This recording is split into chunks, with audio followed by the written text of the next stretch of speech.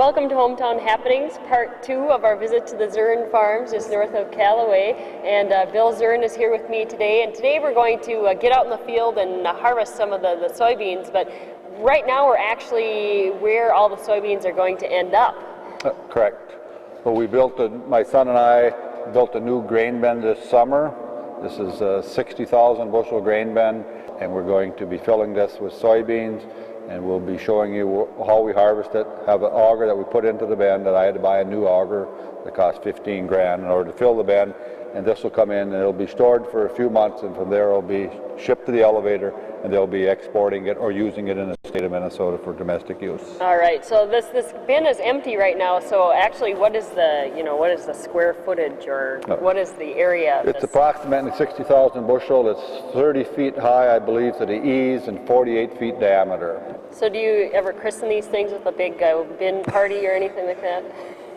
We have not had that. We have had 1 or 2 parties at my farm, but we've never done a grain bin party. Well, I think you might have to start a tradition here. But this is, we'll take a look around this deal, and this is going to be filled up. How long does it actually take to fill this actual, Well, it'll take a few days because it depends on how weather goes and everything. But 3 or 4 days of harvesting, we could get it full if we have good conditions. All right. Well, let's hit the field, Bill. Okay.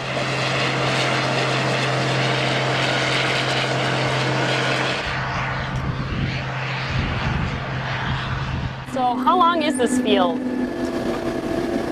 This is about a 30 or 35 acre field that we're combining. We have 3 combines we're harvesting right now. This was corn last year, soybeans now.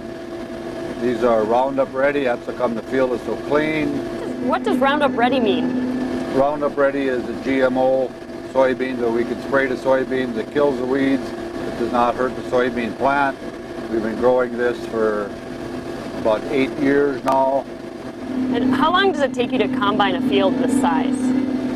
With the 3 combines, we do 30 to 40 acres an hour if we don't have any trouble.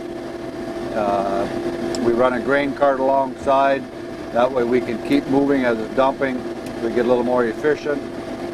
It works the best that way. We have enough manpower and trucks in order to keep everything going. This is one of the better harvests we've had. It's pretty early, and it's a nice clean field. It's going real good, and it's a good day. You can tell by the dust, it's pretty dry. Soybeans are coming in at about 12% moisture.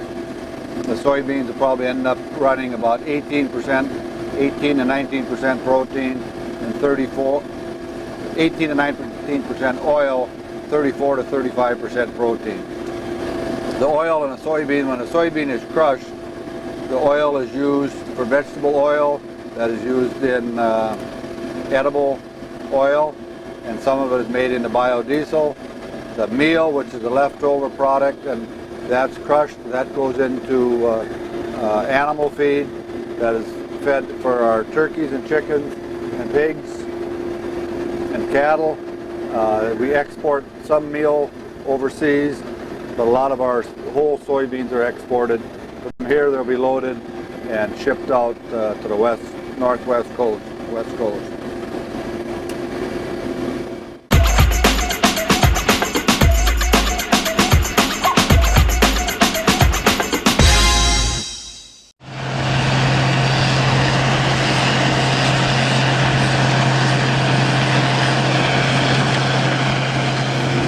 So Bill, how does the combine work? So this is the cutting head. As the crop is standing, the machine comes along. It's similar to a lawnmower. The sickle comes along, cuts that off. That falls back into the auger. The auger then brings it toward the middle. Behind here is a feeder house. The chain takes it back into the cylinder that does the threshing part of it. This reel helps it feed smoothly into the header. As it goes around, it spins around, the crop comes in, it beats the soybeans out of the chaff. As it comes back in here, there's a big blast of air that comes from the fan, comes up to here. The thing is going back and forth is a shoe. As that shakes it, The grain drops through, the chaff with the air pressure is carried out the back. As we go along, it's exported out the back. And this is what's left of the stalks as we get done harvesting. The soybeans have come off, the stalks come in, we cut it up, it's spread back on the field to use for next year's crop fertilizer. As the grain is harvested, it comes up to clean grain, the auger then augers it into the tank. This is the crop then that we'll end up selling. The yellow stuff is the soybeans. We have a couple pods that didn't get threshed out perfectly.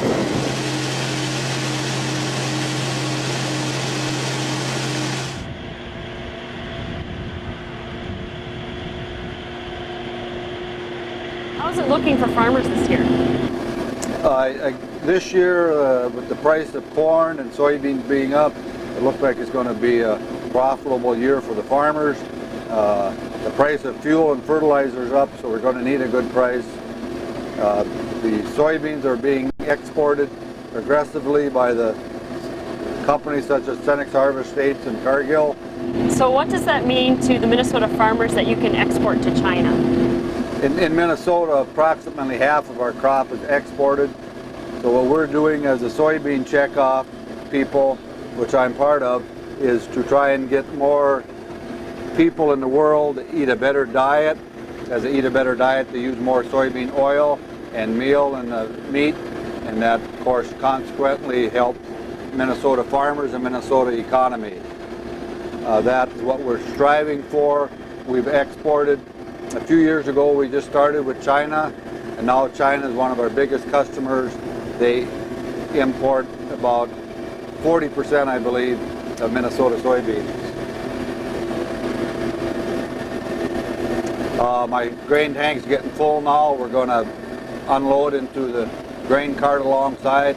That way we do not have to stop the combine.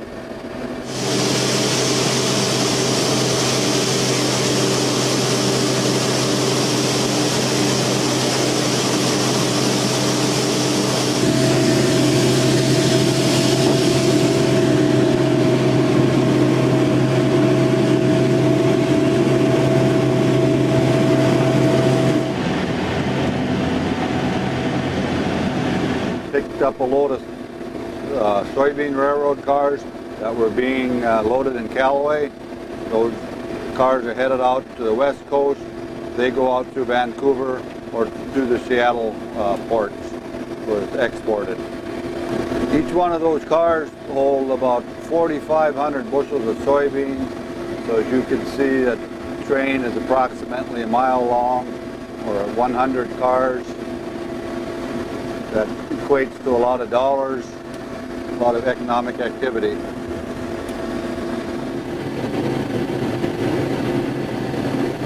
Well, Bill, thanks so much for inviting us on your farm here and showing us the combining experience. And you know, how much longer will you be out in the field now? We've got about 2 days of combining, and we'll be down with soybeans, and then life will get a little easier. But we still have our corn to combine, and we're lifting sugar beets now. All right. Well, Bill Zurn, thank you so much for being on Hometown Happenings, and that's going to wrap up Hometown Happenings for this week. I'm Carol McCarthy.